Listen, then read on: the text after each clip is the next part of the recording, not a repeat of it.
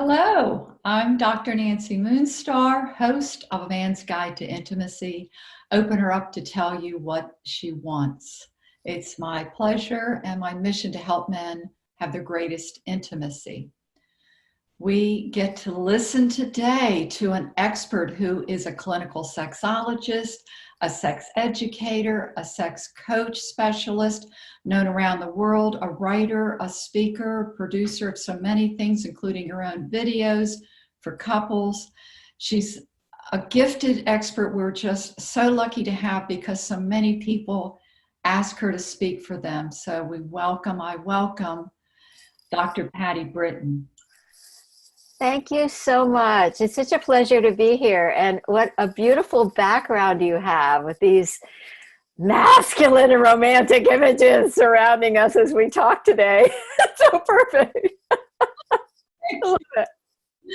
Oh, That's what women want, masculine and romantic. Hello, guys. there you go. That's a great wow. So I'm going to start off with I've got a general question first before specific. So open her up so she tells you what she wants. What's the significance of that for a man to get that and be able to do that? It takes a lot. and you know, I could answer that question, and it would take me, if I really probe the depths of what I know from working with men over all these years, and the partners of men, female, male, or other identified, it's really tough for guys, and it's tough for men because men are not socialized to emote or show their feelings. They're not socialized to be the processor in terms of language. We're wired differently in our brains from birth. And for a lot of men, what I say is it's really important to be authentic and to find that, I said it earlier, didn't I? To find that edge between your masculinity and accessible female self. And I don't mean female in the biological way. I mean that feminine spirit of feelings, of vulnerability, and ability to communicate. Women really want you to talk to them. Mm-hmm. They want to hear about your feelings. It's Mm-hmm. interesting, isn't it? And do they, and is it also true women want him to make it easy for her to talk about sex?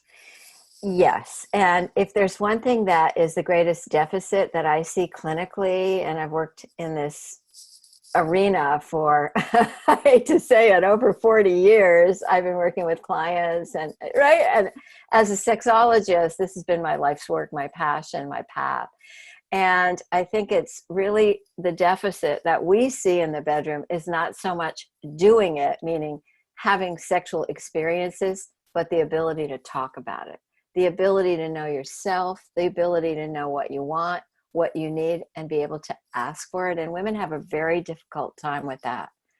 So there's a lot that we can talk about because there's so many myths that surround male sexuality, especially as heterosexuals in relationship with females, and how to navigate that, how to negotiate what each person wants, and how to show up in those relationships sexually and erotically, right? Yes, it is a big topic. So first of all, what is a clinical sexologist? Well, we are deeply and steeply trained in understanding sexology, which is the study of what people do sexually and how they think and feel about it. Isn't that interesting? So it's really a reflection of our sense of our sexuality, our sexual self, but also our erotic self. And the erotic self is really the part that gets us turned on and really evokes and awakens us. Our sexual self is often the expressive part of that. So a clinical sexologist is someone like myself, hopefully with training and certification and credentials, who specializes in working around the sexual aspects of a person's life, alone and or with a partner or partners. As we know, today's world there's a lot going on that's different from when I was growing up, certainly.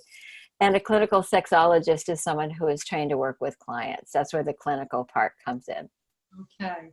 And now what about sex coaching or the coaching that you do and your company that you. Yeah, thank you for asking. So, when I was being trained in my doctoral work, I had already been working in leading organizations in sexual wellness and sexuality education. And I was trained in a certificate program actually in sex therapy. And I just didn't feel it cut it. I didn't feel that sex therapy was really the modality or the method or the pathway to really unearth for people what's stopping you from being fully who you are as a sexual person. And so I had the privilege of marrying the what of sexology and tried and true sex therapy with the how of personal and life coaching that Thomas Leonard started many, many years ago. It's well over 25 years now. And so I'm the mother of sex coaching. I founded it as its own profession, and I started a training and credentialing organization called Sex Coach University, sexcoach.com. And I'm proud to say after 10 years that I have students in over 65 countries. We are so diverse and multicultural. And of course, it's in English. But it's just my joy and my pleasure and my privilege to train others to do this kind of work, because the need is greater today than ever. It's not like with the internet or self-help in every way. You know, you can Google, Dr. Google, like, you know, I'm not having orgasms. What do I do? Okay, you're going to get a plethora of answers, not all of which are accurate or evidence informed, as we call it. Or even sometimes you really do need a professional who's holding space for you. That's the language we use, creating and holding that space for you to feel safe so that you can tell your truth, talk about your sexual story, and get help and assistance and be empowered to express yourself fully. Does that make sense, what I'm saying? That's great. That's wonderful. So Yeah. what are the main issues that you're finding men run into? And of course, the angle I'm particularly interested in is, you know, him bringing her in, opening her so she tells him what she wants. Yes. So those are two very different questions. And I'm going to break them apart because as a clinical sexologist and a specialist who works with male sexuality related issues, there really are 9 major categories of the types of issues that men face. And those categories range from behavioral mechanical issues like an erection isn't happening or staying, not keeping hard or getting hard. And of course, we could talk more about the behavioral aspects, but there's also men who can't control when or whether to ejaculate, which is the most significant problem, most common issue that men have, which is early or rapid ejaculation, lack of control over that. But there's another side to that, and it really relates to couples issues and relational issues, and that's men who can't let go. And for men who can't let go, often they're not having an orgasm, they think, but most men don't understand or know that biologically there are 2 phases to a male's orgasmic response. There's the orgasm, which is the flowing out of blood from the spongy bodies in the penis, to the ejaculation or the emission of the seminal fluids. There's actually a break in between those two.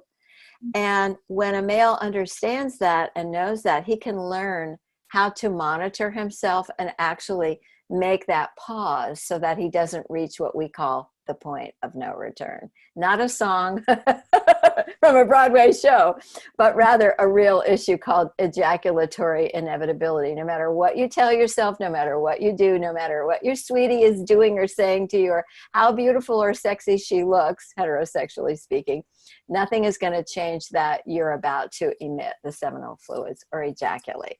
And that's a really troubling issue for a lot of couples, especially for heterosexual couples where she can't open up. She's feeling steeped in shame, or she's having a conversation in her own head that's saying things like, I'm not doing this right, I'm not sexy enough, I'm not beautiful enough, I'm too young, I'm too old, I'm this or that. All of this really negative self-talk is taking place in her own head, and often doesn't feel that she You know what I find? She doesn't want to hurt his feelings. It's very interesting, the dynamic that goes on with heterosexual couples. And it probably goes on with same-sex couples as well. I'm just really making that point. It's very difficult when you love someone and when you care about someone to give critical feedback and to speak your truth. And that's, that's a lot of my mission in my work, is to help people learn how to know their truth and how to speak their truth or show their truth. Sometimes it's a guiding hand that will take his hand and put it on her breast, for example, to say, stimulate me this way because it's very arousing for me, rather than, could you squeeze my nipple? Because having that explicit dialogue is often where the fear or the anxiety or the discomfort comes in for women when they want to speak up, but they don't know how to do that. But the other issues that I see that men are suffering with today are, really interestingly enough, two other issues that are huge. One of them is negative body image issues, especially as males age, whether they have the beer belly or the paunch, or they're just not meeting the images, especially, the main question that men ask is about penis size. It still is. It always has been in my career. To this very day, it's, am I big enough? And the other side of that is, am I too large for her? And that whole issue of how we feel about our bodies is so powerful. And men have that just as women do. Women have it to a tragic degree, but I'm seeing it more and more with men. And the other issue, well, there are two other issues. The other issue, if you want me to keep going, is low or inhibited desire. So especially in the era that we're living in right now, guys, I want all of you who are watching and listening, I want you to feel like it's normal to be tired, especially if, like you and I, are spending hours on Zoom looking at a screen instead of being in the room with real people where all of our senses are alive and activated. We're not being drained, as we all are, by Zoom fatigue. It's a real thing. And so, when we think about how many hours we're all spending on screens, whether it's a giant screen, like I have a huge iMac I'm talking to you on, or my little iPhone or smartphone, or whatever else the device is, it's draining us energetically. And so we have that. We have a chronic sense of anxiety and fear about the world around us, because right now we're living in a pandemic still, and it's escalating. Second wave is happening around the world if you read the news. And so that, this sense of, I don't have a lot of energy. I'm tired all the time. I'm cranky. I'm anxious. There's like a low level anxiety riding underneath the bridge all the time. That really takes desire down, because we have to have energy in order to express sexual energy. And the other thing that I'm seeing, and this is something really, really important for any guy watching and any partner of any guy watching, is overuse of porn. Especially now, here we are talking about screen time, and where many of us, really the bulk of us around the world, are working at home or in settings where our whole world is through a portal of an electronic device. And it's so easy to slide into, kind of like being sucked, like a vacuum, suck us into distraction, right? And so many people have ADD or ADHD anyway, so they're easily distracted. But there's something going on today around the use of porn and the overuse, the overdependency that men have on porn, and how that distorts reality. Because what you're watching on porn is not real people. It's entertainment. Let me underscore that. It's fantasy. It's a movie. Even if it looks like it's real people doing real things, it's scripted usually, or it's directed, it's designed.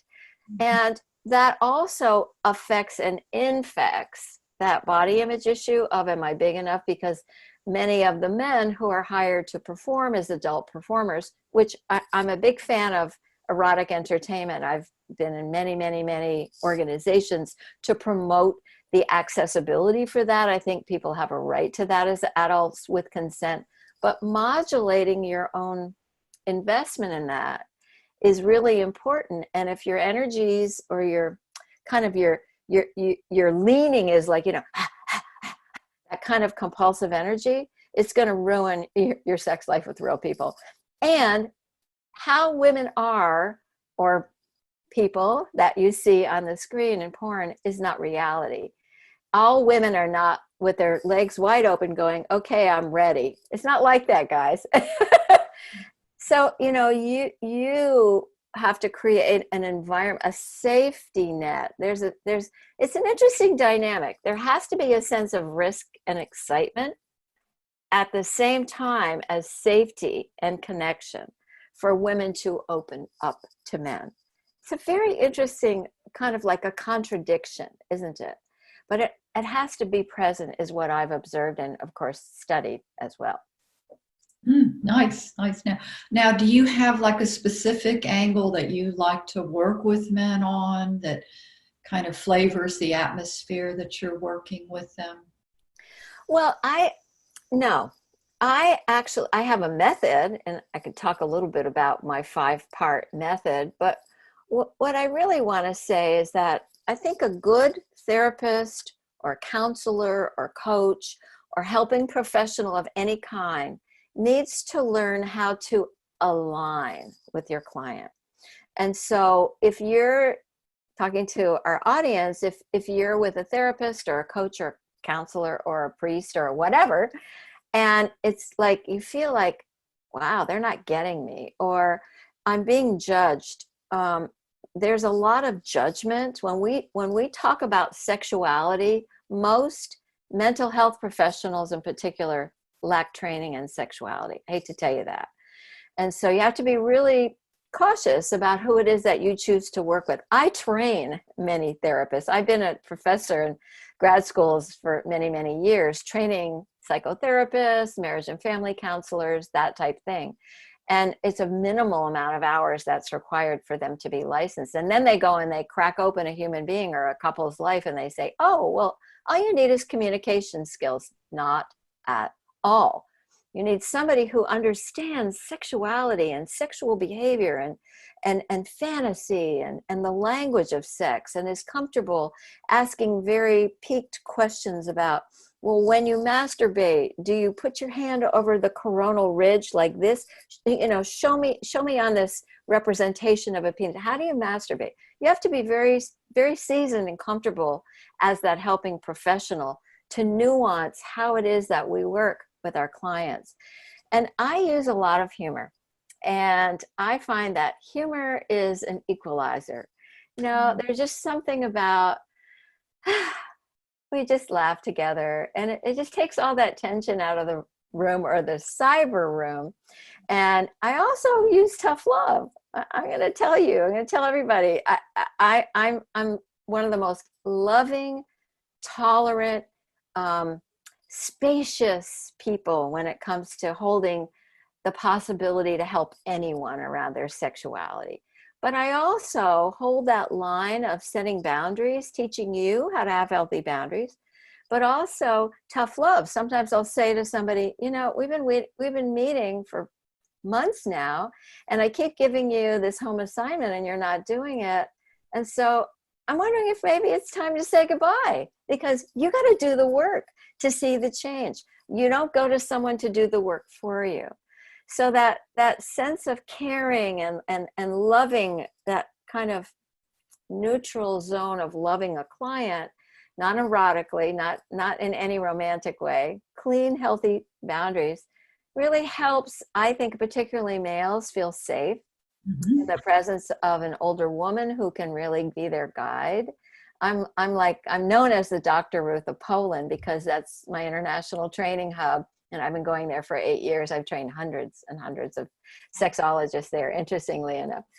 So there's something so important about feeling like you can trust that helping professional to sit with you in the room, or on camera, on screen, or even just the audio with the telephone, and guide you to understand what it is that you want and what you need.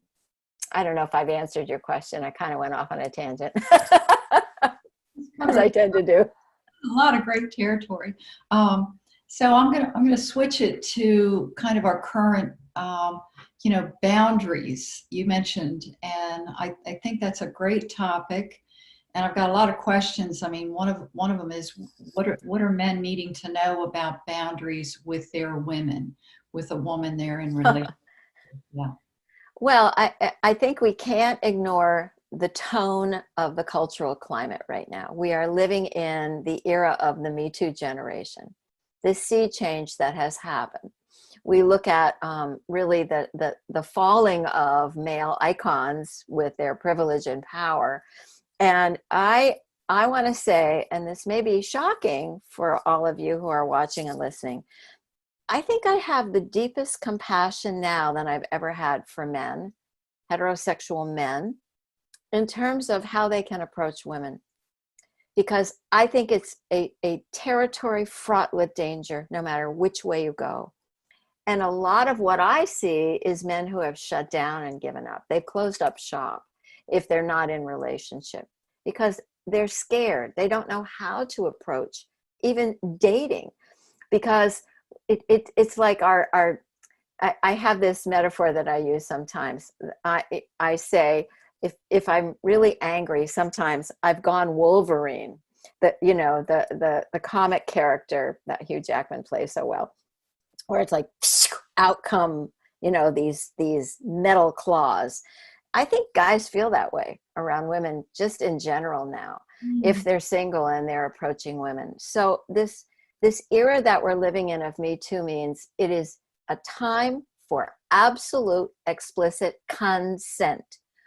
When a woman says no, believe her. No means no. So this is a shift now, unless you're engaging in the etiquette of BDSM, of bondage and discipline, dominant submission, sadomasochism, which is we'll call it a subculture of sexual expression, and it has its own etiquette. And in that etiquette, no often means no, keep going. No is actually an enticement, no, and it doesn't mean no at all. But that's because that way of communicating is negotiated up front before any engagement of behavior takes place, called a scene, before any kind of play takes place or exchange of energy or touch. What happens is there's a word that's called the safe word, and that word is really stop. It could be spaghetti. It could be Minneapolis, whatever the word is that a couple, usually two people, decides is really the safe or the stop word. So no, in most cases means no. Respect that, honor that. When a woman says stop, I know I said, maybe we would have sex. It's date number 3. By the way, there are no rules as adults. And you're into it, and suddenly she's like, it doesn't feel right. I don't want to keep going. That's no. You must listen to that. You must believe that. And you must respect her. That's what healthy boundaries are about. And sometimes, there has to be communication in a relationship. And that's really what you've been asking about from the very beginning. How can men allow women to open up? And usually that's because there's a sense of trust and a sense of, again, that word alignment. We have to feel aligned with a partner. Like, you get me, as opposed to, he probably wonders what I'm thinking or feeling. And, he thinks I'm some blah, blah, blah, blah, blah, fill in the blanks. But a sense of being understood, a sense of being seen, being heard. And that's really important to lay as a foundation for trust and alignment. And that's how not just women, but men too can feel the ability to open up and ask for what they want, say what's true for them in the moment. But what happens is often it gets swept under the rug. So what often happens is, especially if it's uncomfortable emotions, there's no such thing as a negative emotion. Emotion is just energy in motion. That's one of my teachers used to say that. They're neutral. It's how we regard them where we get in trouble. So I think that when it's really like, a feeling of uncomfortableness, or what we might term a negative emotion like fear or guilt or resentment or anger. Those are the tough emotions. When we don't express them and clearly express them and finish the expression of them, they linger and they fester. And that's where couples get in trouble. And that's where usually they end up in the therapist room or the couples counseling session, right? Wouldn't you agree? A lot of that, but a lot of it, I'm going to take it another little direction here. So there are subtle boundaries that she can feel he's crossed the line. And there are women who don't express themselves as clearly as you're saying, even though he may feel Yes. that he's invited her in to talk. He's even checked in with her. Did you mind that I kissed you? And there's still a lot of psychic expectations for men to be able to read her. And so I'm wondering if you'll speak a little bit to that and maybe some thoughts you have on that one. Well, you and I may not agree, but I'll tell you my views on it after all these decades of working with couples, in particular heterosexual couples. I think that couples set up unrealistic expectations that are unspoken. So there's a lot of assuming, and assuming is making an ass out of you and me. That's one of the deconstructions of that word. And I think that there also is a, something, I just lost my thought, but something about how couples expect the other to be and think they're supposed to be a mind reader, and nobody is a mind reader. Now, you can be a body reader. So if you're advanced enough, and I do mean that word with big air quotes around it, if you're sophisticated enough at perceiving, you can learn, especially if you want to learn how to understand energy, for example, such as pathways in Tantra, which is a sacred spiritual path toward understanding and expressing sexual energy. You can learn how energy runs in your own body. You can learn how the exchange of energy runs sexually. That's a tantric practice in some traditions. But really, we can observe body language. We can watch how our partner is responding. When you approach her to kiss her and she pulls back, she's giving you a message. Listen and watch and acknowledge and ask. I think that, again, the greatest deficit that I see with couples is the inability to talk about it because they're scared. They don't want to hurt each other if they care about each other, or they don't have the skill or the language to do that. They don't have any role models for what, especially if they've grown up on porn and they've been weaned on the bottle of porn, they have no idea how real relating takes place. So they have to it's almost like reparenting. A lot of the role that some of us do as helping professionals is to reparent our adult clients and teach them who they are and how to talk about yourself and your thoughts and your feelings and your needs and your wants, and then how to express that to a partner or a prospective partner. But the idea of, well, you should know what your partner wants, knows, likes, it's changing every nanosecond.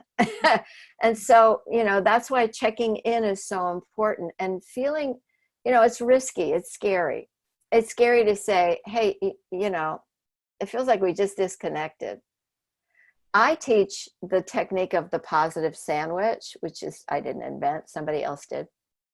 And it's to put a big, big bun, like a hamburger bun, or, a brioche bun over, so it's really thick. That's the positives. And then inside you slide a little piece of cheese or salami or cucumber if you're vegan. I live in California. And then the next part of it is the other thick part of the delicious bun. So positive, negative, discomfort, risky, and then the positive. You always communicate that way with a caring. I used to say to some of my clients, my male clients, I've actually worked a lot with men. I used to say, it's not the words you say. It's the little boats that are carrying your words to her. It's the tone. It's how you say it, the intonation. So you have to learn to see what response you're making with a person across from you in bed or at a bar or at the dinner table. and really acknowledge that. And that means you have to learn how to be present and mindful. And that leads me to one of the other issues that I think goes on in bedrooms today around the world, and that is the lack of being in your body. I would tell you, for those of you watching and listening, probably 90% of you live neck up. That's what we say, neck up. This is where you're living, and this is where you're having sex. And when you're having sex, neck up, guess what? You're not in your body and you're not in pleasure. And when you're not in pleasure as a man, you're not able to receive. So most of the men that I work with, and this is classical, it's not just me, it's everyone who works in this kind of profession, we see men are trapped in getting their pleasure out of pleasing their partner, which is no, no, no, no, no. It's great you want to please your partner, but you need to receive from giving. And that's hard to do. It's a big, big, big shift for a lot of men. You're in this mode called performance. Get rid of that word. That is a very bad word, because you're not performing. You're experiencing connection. You should be experiencing receiving and giving and receiving pleasure. That's what sex is really all about. And that's what intimacy is really all about. But maybe you don't agree with me. Well, I get the assumptions. That's a big one. I'm feeling for men who cannot read women, and women are not raised to express what they want and need. They just aren't. We still don't have open conversation about sexuality in our society. And I feel like men are in the jackpot to try to read a woman. Yeah. I'm not excusing it. I'm not, and there are boundaries that are crossed, and it's a tricky territory. And who are men's role models? Where have they learned boundaries from? How important were boundaries from their father? They probably haven't. They haven't, because in many ways, I mean, millennia later, humans have been mating, or we wouldn't be here talking, and we're still having this conversation. So it means that, you know, society, humanity has so far to go in uniting males and females in particular, because we're wired differently, we're socialized differently. You know, girls are taught be quiet. Of course, we're also all taught that. And I was just having a conversation with a colleague about what schools do to children who are born alive and expressive. And then it's about, what is the mantra of school? Be still. And then when they become adults, we're like, no, walk your talk, find your power. Well, it's very hard to do that when you've been really radically altered in your nature. It's about your nature. So, I think that I'm a big proponent of men's groups, of men talking to men. I have several colleagues who are really, they're pioneers in some ways in setting up these, they're like men's support groups that go deep, that go deep in terms of emotions, emotional sharing. One of the keys for men to show up with women so that women have access to them and really want them is vulnerability. And this is terrifying for most men, because men are taught, no, be strong, take out the shield. You're not supposed to be vulnerable. You're supposed to be the warrior in the bedroom and in the boardroom. And that's not possible to be that all the time, nor is it for females, by the way, because we're also being fed that kind of information that we're supposed to be that. And we're emulating the worst of male behavior to be empowered and powerful females. So that's a whole other conversation. Mm-hmm. But I couldn't tell you, interestingly enough, who would be like the male role model, because we're living in a very strange time where a lot of what we're looked toward as male role models were the same males who are now, who've fallen off the pedestals, these powerhouses, these moguls, these icons, because of, thankfully, the Me Too movement, where women have found their powerful voice to speak out and say, enough, we're not going to take this anymore. But it leaves men lying in the dust, doesn't it? You think of the toppling from that pedestal. And certainly there are, there are men who have written books. There are colleagues of mine who really focus in on empowering men to find their authenticity and their power, not in that hard-edged separating way, but in a way to unify with the women who are their beloveds. Mm-hmm. And some of the sacred pathways to sexual expression, like Tantra, for example, really embody that and support that. But it's tough. It's a tough time. I've got to say that. And so, where do you find that? And you need to be with clinicians who can help you find that voice within yourself if you're willing to work one-on-one with someone like a coach.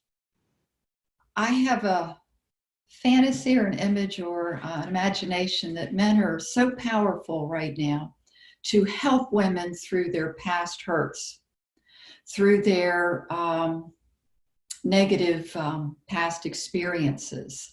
And in this intimate realm, when he's inviting her in, I believe he really has a lot of power to help her neutralize negativity from the past.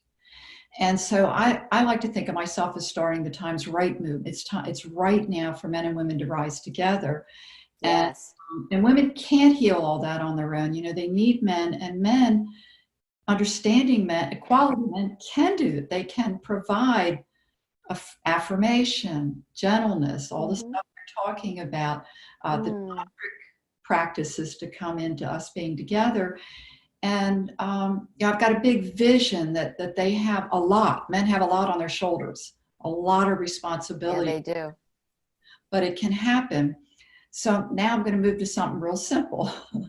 So what does he do to say to her, tell me what you want in the bedroom? And a lot of women don't know how to answer that. How can he get her to talk about sex, what she wants sexually? What are the ways that he invites her into that conversation? Well, I'll answer that in a second, but I also want to underscore something you just said. We don't heal our ability to be in intimate relationship outside of relationship, in my perspective. So in order to heal the wounds of our past, we need to be in relationship, because it's in relationship that our wounds occurred usually. And what you're asking is really, what's the context? So there's a very important, I could be rattling off lots of books and experts, but I'm not going to take the time to do that.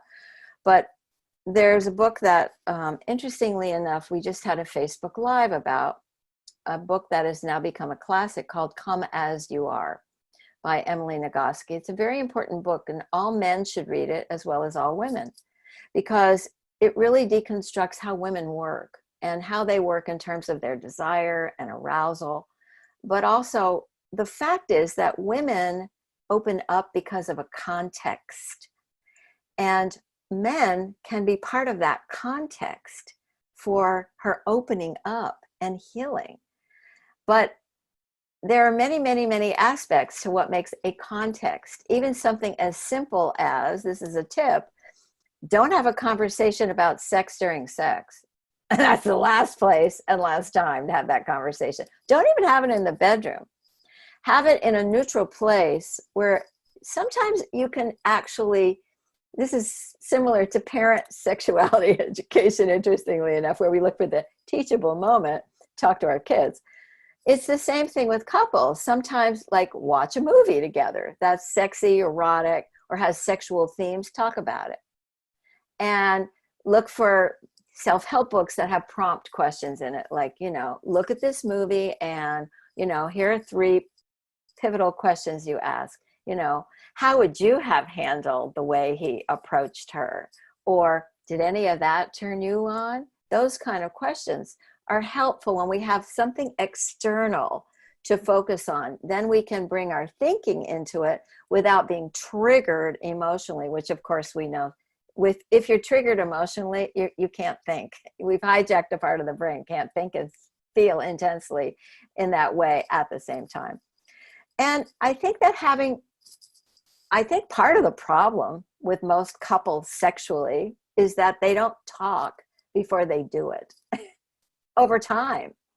And often when a couple comes to me, and most of my clients are couples, most of them are, quote, sexless, which means they're touchless. And most of them have been together 5 to 20 years without touch, okay? Any kind of touch. And sometimes they say things like, oh, well, we're just buddies or best friends. I say, do you have affection? And they say, well, once in a while, he gives me a pat on the back. Or sometimes we hug like a tent, you know, where each person has their behinds out. But they're scared because they've fallen off the track of sex and they don't know how to get back on it. And so having conversations about, what do you like? What are your wants? What are your longings? What are your fantasies? Having a what if conversation before you start being sexual. But usually we have clients, those of us who work with clients, who are not thinking about getting involved with another person sexually. They've been involved with that person often for many, many months or years, and they've lost the connection. They've lost being intimate in that way. Intimacy is not necessarily sexual, by the way. Sex is not necessarily equal intimate. In fact, in many cases, there's a lacking of intimacy, of being vulnerable, of sharing our feelings, of being absolutely truthful about who we are and what we're longing for from that other person, or what we're struggling with at a deep level inside ourselves. So I think that if we have the conversation outside of the charged time of sex and the charged zone of the bedroom where most sex occurs, then we're likely to have a lighter conversation about it. And it can be playful, it can be fun. And I think that that's something that I wish more couples did.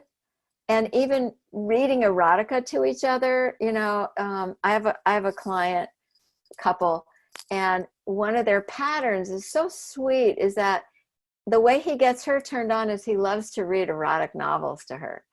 And you know what's interesting about it is that it's not necessarily the erotic novel happens to be a nice name, but it's that he takes the time to get the book, sit with her, and actually read to her. So guess what? She feels special. He feels empowered because he's giving her something. He sees the response. She's like, oh, keep going. And that feeling like you're special is really a key to opening up women. Women want to feel special. I'll wager, I think men do too, but I think it shows up more for women. Yeah, says a lot. It says a whole lot. Yeah. So getting back to subtleties and intimacy. So when a man might have trouble interpreting subtle boundaries, say even conversations with women outside of his marriage or his committed relationship, what guidelines do you give him? Because I think you were hinting at what I believe is you can be more intimate over a cup of coffee or email with somebody than in the bedroom. So maybe talk a little bit about that. Well, this gets to the question of what is cheating, actually, and what role does jealousy play? And that this is why couples need to communicate. They need to open their mouths to speak words, not just open their mouths to engage in what we think of as sexual behaviors. And the reason is that every couple has a right to establish their own rules of their game. And that does not happen without usually somebody enforcing it or coaching them or inviting them. So we're doing that to you right now, because it's very important that you know, what are those boundaries? Is it okay? I mean, it's 2020. We're living at a time when, you know, feminism and the feminist revolution happened in the 1970s in the United States. We're still fighting some of the same wars in relationships, which is astounding if you think about it. And that is what you're going out and there's a woman at work you're going to have a drink with, she might say to him.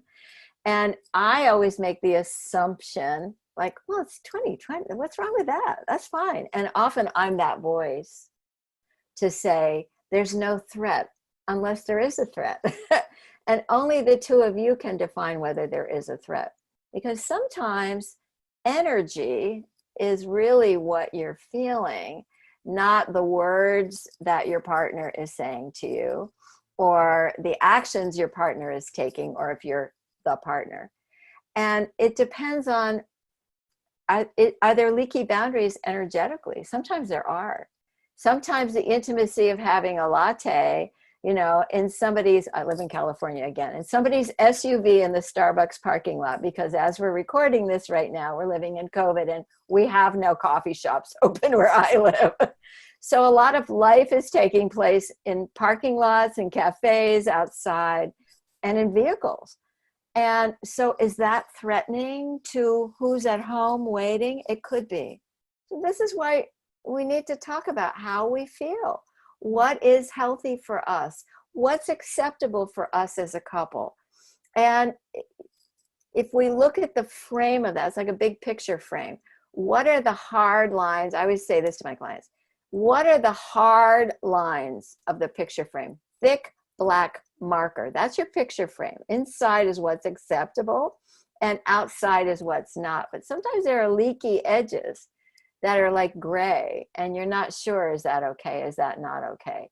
And sometimes, you know, there's a lot of studies on if somebody emotionally cheats, is that less or more of a threat to a relationship than if someone has a sexual, quote, affair?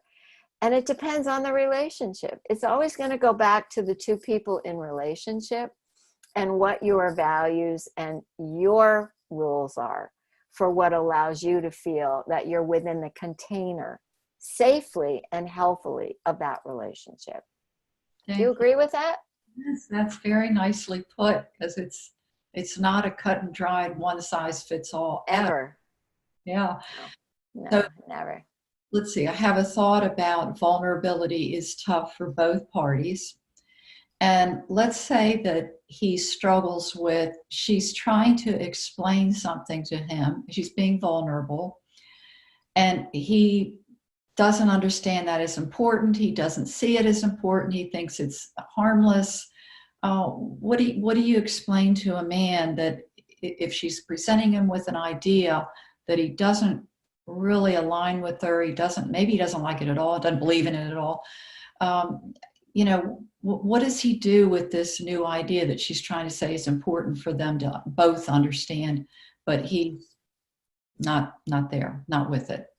Well, I can't answer that because the answer could be a million things. It always comes back to the individual. But what I can say is that I'm a big proponent of have time limited conversations about sticky issues. And I think that's really what you're talking about. I think you're not talking about, are you going to go pick up the kids from school or pick up the dry cleaning?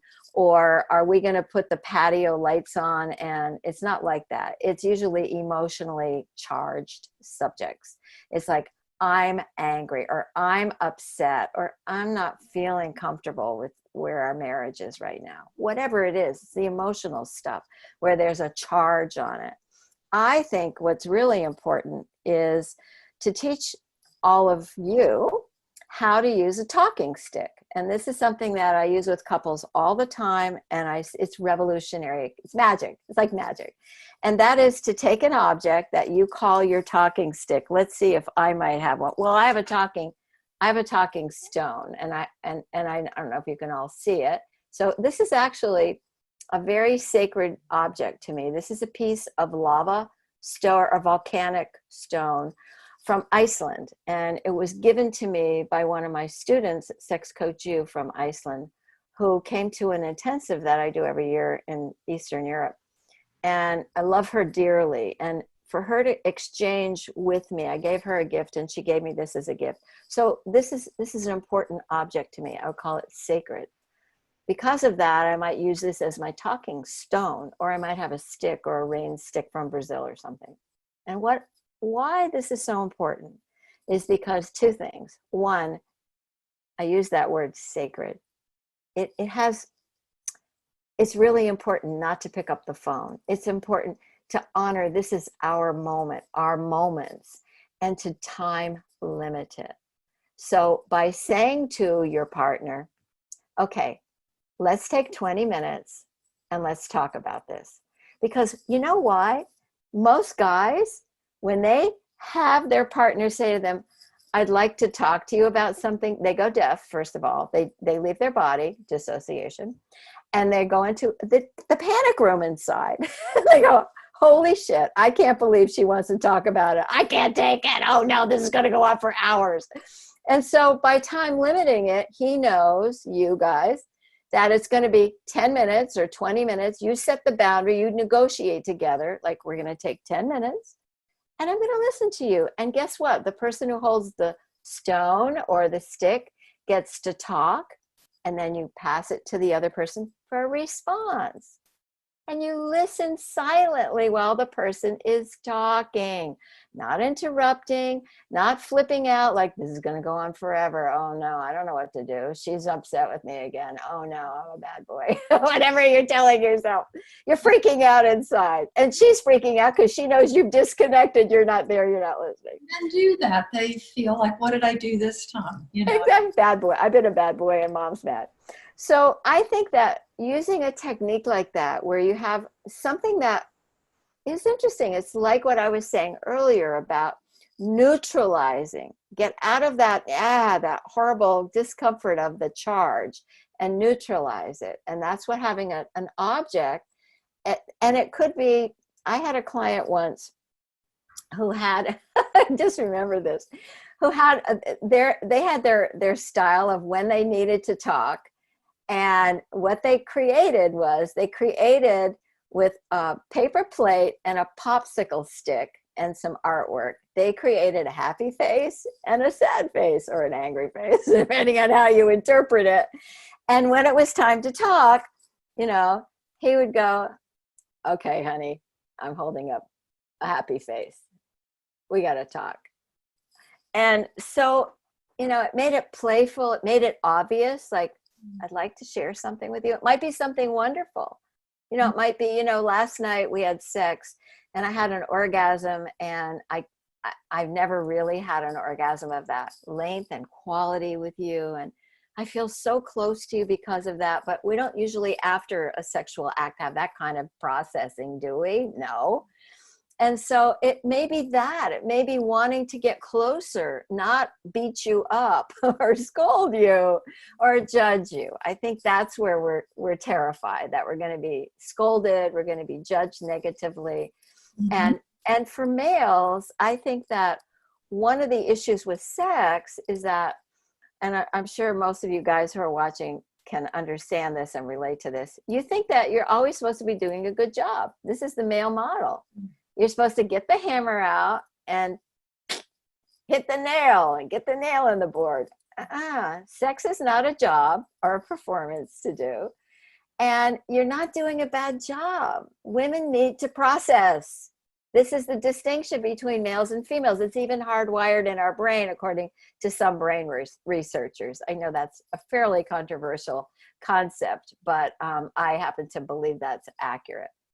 Oh, I like that analogy, hitting the nail. That's great. That's a good one. Give a guy a hammer and he'll find a nail. Or everything looks like a nail, I guess, is the other way of looking at it, which is not so nice. I'd rather be nice and compassionate about that. So we'll spend a couple minutes here talking about attractiveness. And how does a man continue being attractive to his woman? And two, how does he affirm her that she is attractive to him? Yeah. You know, there are studies on what makes attractiveness, which have to do with things like symmetry and body ratio. And that's fine. It's really for reproductive, biological reasons.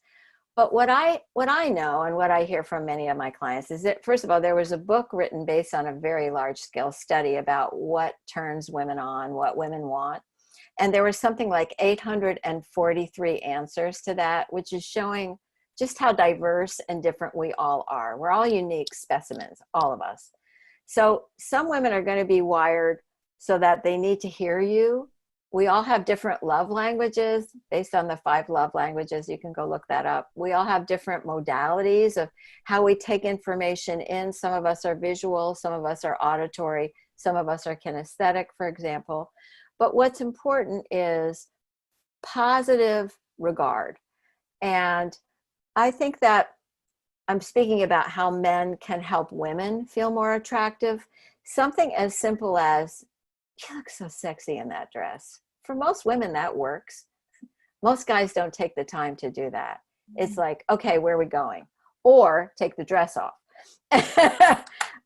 And I think that it depends on what you have to get to know what works for you and what works for her. Because for some women, it's emotions. That's the gateway of feeling attractive. For some women, it's just words of praise. For other women, it's you stare at her and you're like, you are so hot. And you don't even have to say the words.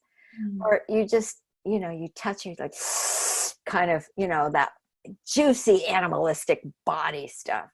But how to be attractive, I'm really a big fan of being fit. We live in the United States, we live in a country where obesity is a huge issue. And what I see that there are many males, I was going to say, males or men who basically, after a while, they let themselves go. Same thing could be said true of women, but women have a lot more of a pressure driver in their head because of media and media imagery about beauty and what women should look like. And so for men, a lot of men, I have in my book, The Art of Sex Coaching, which is my training manual on how to be a sex coach, I talk about the issues that everyone faces. There are 46 different issues. But sometimes men, they don't feel attracted because they're losing their hair, for example. And maybe their hair, like my hair is a big deal to me. I love my hair. My hair is part of who I am, Patty. So if I were a guy and all that hair started falling off, that would be a big issue for me. What would I do about that would be something you'd talk to somebody about. But also things like weight, things like hairiness, things like keeping yourself fit, energized. Exercise is so important. Eating well is so important. And we're having this conversation in a world pandemic where most of us spend a huge portion of our days sitting on our butts in seats looking at a screen, right? Most of us. Long periods of time. So we need to get up. We need to break that up so that we can maintain health, and systemically that we can oxygenate and really be vital and vibrant beings, human beings. So there's a lot that is really compelling today about staying attractive. But attraction also, this is a secret formula that one of my colleagues invented, who's passed away since. He wrote a book called The Erotic Mind, Jack Morin. And the formula is called many different things, but I'm just going to say it's the formula for attraction. And this is how it works. E, or excitement, or arousal, equals A, attraction. So there has to be something that was there in the beginning, plus a perceived obstacle. And A plus PO is the secret ingredient for so many couples who say they're not attracted to their partner anymore, but it's really not so much about attraction. It's about they're just not turned on because they're cohabitating, they're with you. There's no hunt, there's no chase, there's no threat. It's like, you're with me 24/7. So many people are stuck at home today together, and they're like they're either having sex like bunnies, but most of them are like, I can't wait for him to go out and just get the groceries so I have a break. And how can you want something or someone who's right there? Want means there's some perceived obstacle, there's distance. So I think that I hear that from my clients, especially long-term relationships. I'm not attracted to my partner anymore. And sometimes it's really a change in their physical self. And that you can do something about that usually. And sometimes it's really just that kind of suffocation of, there's no longing, there's no courtship anymore. There's none of that excitement, like, will he call me tomorrow? That it's gone, right? It's like, oh, him, the guy who leaves his whatever on the floor next to the bed. So, you guys, you got to make it exciting for yourselves and for your partners. You both need to do that. You need to create a little distance. It's okay. Go out with the guys one night a week. See how that enhances your relationship, as long as it's not perceived as a threat. And be playful, have fun, and know that any day could be your last day on earth. Not to be maudlin about it, but we need to honor that. And when you really live as though this is my moment, that's what being present means, and cherishing that moment, you'll be shocked at the change that happens in your sexual and intimate relationships. Don't you agree? Yes, nice. Very nicely put. And so we'll draw to a close here. Is there any parting tip or comment that you want to remind? Just really, understand that women will not always show. This is a very important point from Come As You Are, that book I cited earlier. Know that women are different than men in terms of showing desire to be sexual with you. So it's not necessarily about you. And that's hard to take. It's hard to take in. That's not about me. No, she just may not be feeling it. And for many women, desire is responsive, not spontaneous.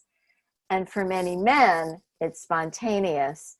And you're expecting females to be like males, and they're not, because males produce 20 times the concentration of testosterone. Women do make testosterone. We haven't even talked about hormones, but hormones play a key role. And there are so many biopsychosocial factors that play a role as well. So don't expect someone to be you. Honor and cherish that they're different from you, and really get into how exciting and magical that can be. Oh, that's beautiful. Beautiful ending note. And do you have a free gift that you're offering listeners? I do. I have a gift that's an ebook I wrote based on a program that I did years ago on my interpretation of the ancient teachings of the Kama Sutra. And it's still available streaming at lovingsex.com and through my website, drpattybritton.com. But it's an ebook called For Her Pleasure. And it's really based on the notion that for males, you can give her pleasure, and that opens her up to have more of your pleasure. So it's a really fun little book. You'll enjoy it. Oh, beautiful. Thank you so much. And thank you, Patty, for giving your time and all this energy and these beautiful ideas. My pleasure. And enjoy yourselves out there. Okay. Thank you. Yeah.